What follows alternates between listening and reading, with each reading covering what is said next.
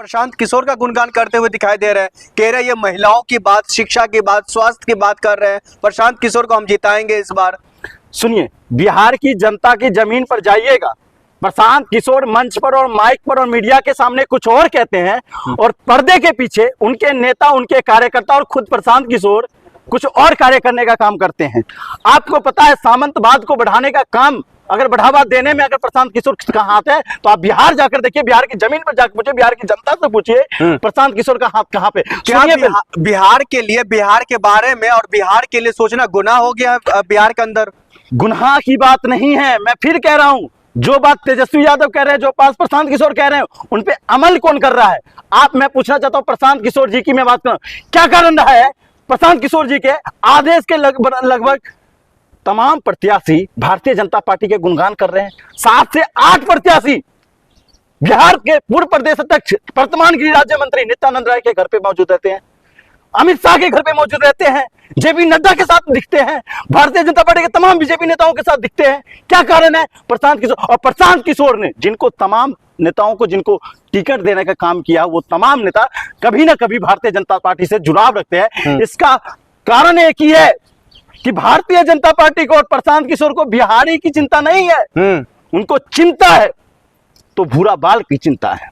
लेकिन वो तो लगातार सवाल सम्राट चौधरी पर भी खड़ा कर रहा है ना, वो तो ये भी कह रहे हैं सम्राट चौधरी फर्जी डिग्री के साथ चुनाव में उतरे हुए थे। सुनिए, सवाल खड़ा करना, मैं फिर कह रहा हूं, सम्राट चौधरी को भारतीय जनता पार्टी खुद चाहती है कि उनका इमेज को खराब किया जाए, और होना भी चाहिए। जो ऐसे तथ्य से जोड़ने वाले लोग हैं, जननेता है, उनका इमेज खराब होना चाहिए, इमेज पता होना चाहिए। मैं बात करना चाहता हूं, कभी इन्होंने भारतीय जनता पार्टी के आला नेताओं पे सवाल किया है? कभी नहीं किया। जिन नेताओं को आपको पता, तो भारतीय जनता पार्टी के प्रशांत किशोर साहब पीछे के रास्ते से नित्यानंद राय जी से मिलते हैं, पीछे के रास्ते से भारतीय जनता पार्टी के केंद्रीय समिति से मिलते हैं। हाँ। प्रशांत किशोर जी को अगर इतना टेंशन होता तो वो अपने प्रत्याशी, जो उनके कार्यकर्ता थे, जो उनके लिए संगठन के लिए काम किया था, प्रशांत किशोर साहब के लिए, जिन्होंने बिहारी अस्मिता के लिए काम किया था, उनको टिकट देने का काम करते। प्रशांत किशोर की जो चिंता है, अब वो कहा जा रहा है जो सम्राट चौधरी की जिस तरीके से उनकी खिल्लियां उड़ाई गई, उनके डिग्री को लेकर मजाक उड़ाया गया है, अब उन पर कार्रवाई की बात है और कार्रवाई की चर्चा होने लग गई है। तो कहा यह भी चुनाव से पहले जेल भी हो सकती है। सुनिए, भारतीय जनता पार्टी के पास ऐसी जादू की छड़ी है, शासन प्रशासन से लेकर सीबीआई, ईडी, इनकम टैक्स से लेकर, कि वो हमेशा जिस भी विपक्षी पार्टी, चाहे उनके अपने सगे ही क्यों ना हो, उनसे अगर उन्हें डर लगता है तो उनको सताने का काम करती है। मैं तमाम वो राज्य के सिलसिलेवार गिनाऊंगा तो आपको समझ में आ जाएगी। बंगाल में जाते हैं तो बंगाल में विपक्ष पार्टी को तोड़ने का काम करते हैं ईडी और सीबीआई के माध्यम से। महाराष्ट्र के अंदर जाते हैं, विपक्षी पार्टी को तोड़ने का काम करते हैं ईडी और सीबीआई के माध्यम से। उत्तर प्रदेश के अंदर जाते हैं तो सीबीआई और ईडी के माध्यम से उत्तर प्रदेश की विपक्षी पार्टी को कमजोर करने के माध्यम से जाते हैं। दिल्ली के अंदर जाते हैं तो विपक्षी पार्टी को कमजोर करने के माध्यम से जाते हैं। लेकिन होता क्या है, चुनाव के तुरंत बाद वो सारे जो दावा होता है, वो सारे दावा खारिज कर दिया जाता है हाईकोर्ट और उच्च न्यायालय के द्वारा। लेकिन बिहार जीतेंगे इस बार, कह रहे बीजेपी।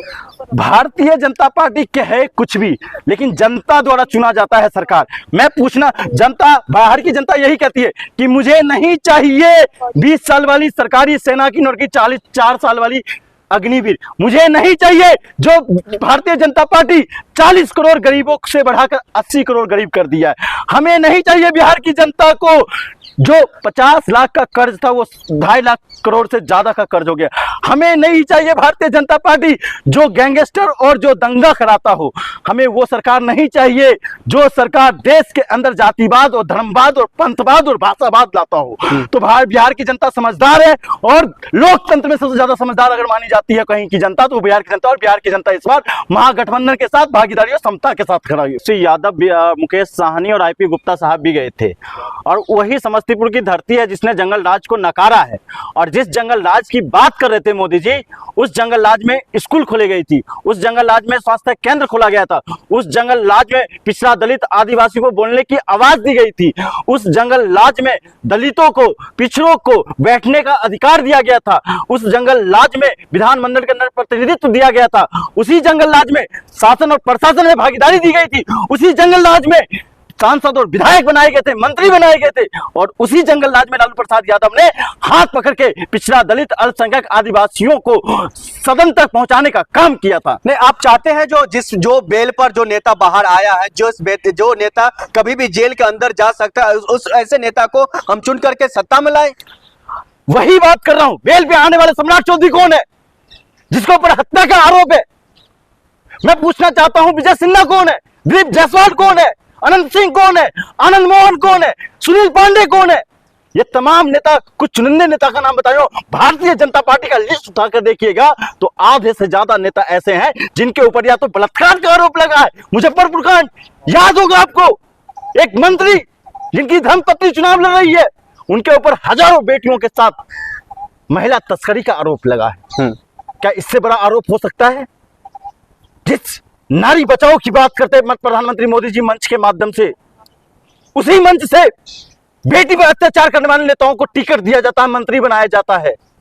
बिहार की जनता से मैं निवेदन करता हूं, अपील करता हूं, अगर कमल के वोट दबाइएगा, कमल के बटन दबाइएगा, तो आपको 20 साल वाली सेना की नौकरी 4 साल का अग्निवीर बन के रह जाएगा। सुनिए, लालटेन छोड़िए, सुनिए, टॉर्च पे आइए, टॉर्च पे आइए। मैं कहता हूं, लालटेन की अलग से प्रधानमंत्री मोदी जी ने भी पढ़ाई की होगी, हालांकि उन्होंने पढ़ाई नहीं करी है, उनकी गलती है। तमाम देश के नौजवान युवा लालटेन की उजियारों से, दिया के उजियारों से, एक तरफ उत्तर प्रदेश के अंदर तमाम मंत्री क्या कहते हैं कि दिया जलेगा, दूसरी तरफ लालटेन का अपमान करते हैं। आप युवा है, आप एक जो है स्टूडेंट है, आप युवा छवि के नेता है, आप क्यों चाहते हैं जंगल राज फिर से वापस आ जाए? आप क्यों चाहते हैं जो फिर से बिहार में, जो बिहार वो दौर से गुजरे जिस दौर में खुलेआम लोगों को मार दिया जाता था? मैं बात करना चाहता हूं, जिस जंगल राज की बात कर रहे हैं ना, मैं उसी जंगल राज पे आता हूं। पिछले 20 सालों में भारतीय जनता पार्टी और जेडीयू की सरकार रही है।